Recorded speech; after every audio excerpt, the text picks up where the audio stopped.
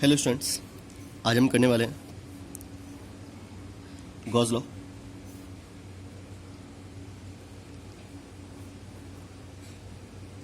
Gauss law, okay. Gauss was a scientist. आप उनके बारे में अपने एनसीईआरटी में पढ़ सकते हैं, अच्छा खासा डिस्क्रिप्शन गिवन है उनके बारे में।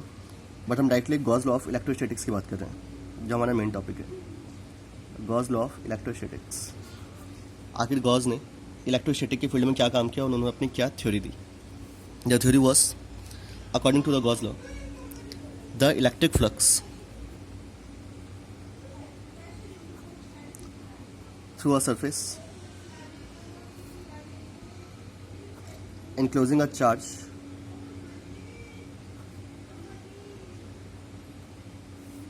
Q is given by, is equals to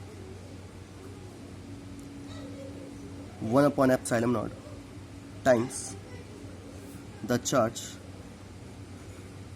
bracket में Q 1 by epsilon naught times the charge enclosed by the surface. Enclosed by the surface. ये हल्का सा शायद डेफिनेशन अच्छा ना लगा, बट मतलब समझा देता हूँ मैं आपको, एक बार देखिएगा। डेफिनेशन तो ये आपको याद रखनी पड़ेगी, मतलब मैं आपको अभी थोड़ी देर में समझाता हूँ। इसकी एक और डेफिनेशन जो कि आप याद करने के लिए इस्तेमाल कर सकते हो, वैसे ये भी काफ़ी अच्छी है। एक और, the surface integral of electric field of a closed surface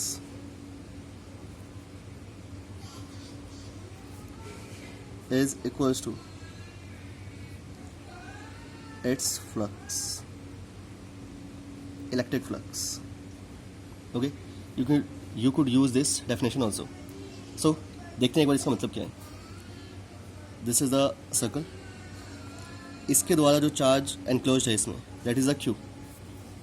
इस सर्कल के ऊपर पॉजिटिव चार्ज क्यू है, positive Q, some capital Q और स्मॉल क्यू, को भी जो आपको अच्छा लगे दर्शाने में वो दर्शा दीजिए, रिप्रेजेंट कर दीजिए अच्छे से। पॉजिटिव क्यू इस बॉडी के ऊपर चार्ज है। अब मुझे निकालना है इस बॉडी के द्वारा आखिरी इलेक्ट्रिक फील्ड कितना है इस पॉइंट पर। Electric flux, sorry not electric field, electric flux. So number of, एक छोटा सा, मान लीजिए रेक्टेंगल है, स्क्वायर है, सर्कल है, जो भी है, जिस भी मुझे एरिया पे इलेक्ट्रिक फ्लक्स निकालना है, मैं वहाँ पे चेक कर रहा हूँ। बाहर की ओर बनेगा ये कुछ ऐसा। तो गॉस कहते हैं the electric flux through this sphere is equals to Q by epsilon naught. अगर चार्ज क्यू है तो क्यू और अपॉन में epsilon naught. And this is the epsilon naught of the medium, जो भी मीडियम है। अगर यहाँ पे मीडियम एयर की जगह कुछ और हो या वैक्यूम के अलावा कुछ और हो, तब हम यहाँ पे डालेंगे phi is equal to Q by epsilon, जो भी उस मीडियम का परमिटिविटी है, इलेक्ट्रिकल परमिटिविटी है। Okay, so you will use the formula Q by epsilon naught. Q is the charge enclosed by that surface and the epsilon is the electrical permittivity of that medium. Okay, this is the basic Gauss law. हम इसे एक छोटा सा prove करेंगे, आइए देखते हैं। सो proof of the Gauss law, proof of the Gauss law. वैसे अगर आपने लास्ट वीडियो देखी इलेक्ट्रिक फ्लक्स की, सो उसमें मैंने एक लास्ट क्वेश्चन कुछ बोल के करवाया था, जहाँ पर आप एक स्फीयर के थ्रू इलेक्ट्रिक फ्लक्स कैलकुलेट करते हैं। सेम वही है, कुछ नया नहीं है, बट यहाँ पे थ्योरी है थोड़ी सी, तो वो मैं लिखता हूँ, आप भी ध्यान दीजिएगा। Consider sphere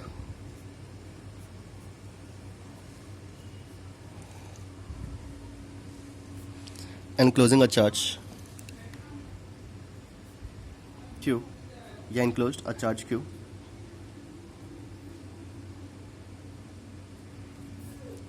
at the surface and consider a uniform sphere,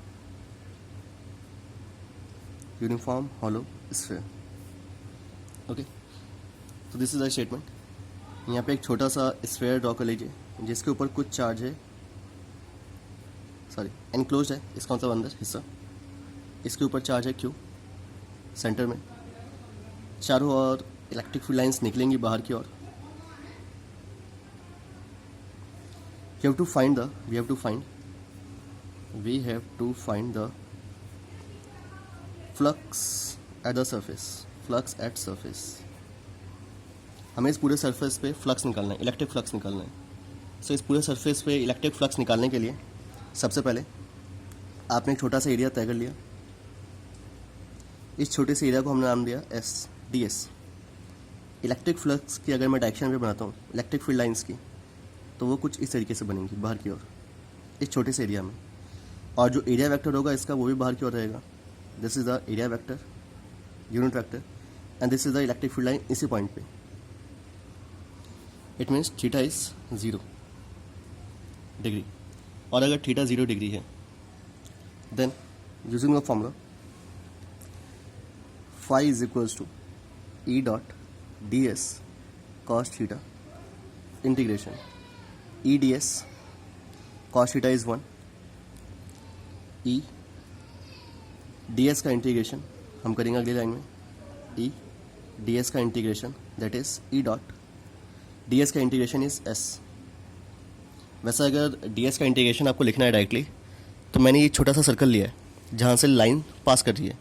circle का इंटीग्रेशन क्या होगा, स्फेयर, और हम यहाँ पे पुट करेंगे स्फेयर का रेडियस, सॉरी स्फेयर का एरिया। अगर मेरे पास यहाँ पे एक रेक्टेंगल बनता और रेक्टेंगल का इंटीग्रेशन आपको करना होता तो वो क्या बनता है, cuboid.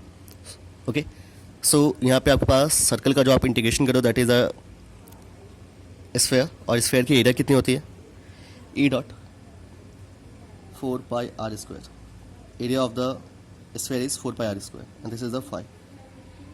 Okay, so we get phi is equals to E dot 4 pi r square. E is the electric field, and for the formula electric field is equals to a charge upon 4 pi. What is the r here?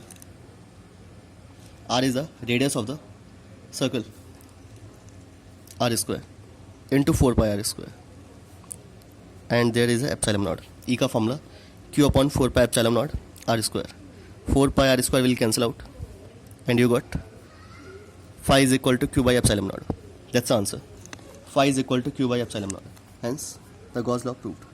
Hence the Gauss law verified. छोटा सा verification है, easy सा है, आप इसको आसानी से कर सकते हैं। इस गॉस लॉ में एक छोटा सा और टॉपिक आता है that is deduction of Coulomb's law by Gauss law. आपको कुलम्स लॉ का फॉर्मूला लाना है, एक्सप्रेस करना है using the Gauss law. Okay, so let's start. छोटा सा हिस्सा, phi is equal to Q by, वैसे स्टेटमेंट सेम वही है, consider sphere having a charge Q enclosed by the surface and proceed. Statement same लिखिएगा जैसा आपने पीछे के अभी प्रूफ में लिखा था, सेम वही, और यहाँ पे डायग्राम भी सेम वही है। Now start. Phi is equal to Q by epsilon naught. Phi is e d s q by epsilon naught integration E d s का। Theta is 1, I mean theta is 0, cos theta is 1। E dot 4 pi r square equal to Q by pi epsilon naught, q upon epsilon naught. E की जगह पर e का formula होता है f upon q, so this is F upon Q. याद रखिएगा दोनों charge जो आप यहाँ पर क्यू और क्यू इस्तेमाल करें दोनों अलग हो। ओके, यानी कि क्यू तो इस सर्कल के द्वारा इनक्लोज है, और जिसके वजह से फोर्स लग रहा है, कोई चार्ज जो कि दूर बैठा है, वो आप लिखोगे। ये स्मॉल क्यू था, ये capital Q. F upon Q 4 pi r square equal to Q by epsilon naught. This is F equals to Q upon 4 pi epsilon naught r square. That's the formula. या फिर आप इसको सही शब्दों में लिख सकते हैं 1/4 pi epsilon naught square, 1/4 pi epsilon naught q capital Q r square, और you could write Q1 Q2, जैसा भी आपको अच्छा लगे। That's the Gauss law, Coulomb's law, hence the Coulomb's law, that's the expression for the Coulomb's law. Okay, deduction of the topic था, deduction of the Coulomb's law by Gauss law. So आपको सीधा सीधा proceed करना है और last में लिखना है this is the required expression for the Coulomb's law. Okay, मिलते हैं नेक्स्ट वीडियो में जहाँ पर हम डेरिवेशन करेंगे गॉस लॉ से रिलेटेड। अच्छे से देखिएगा, पहले इस गॉस लॉ वाले टॉपिक्स तक अच्छे से कवर कर लीजिए, उसके बाद हम मिलते हैं नेक्स्ट डेरिवेशन में। Thank you.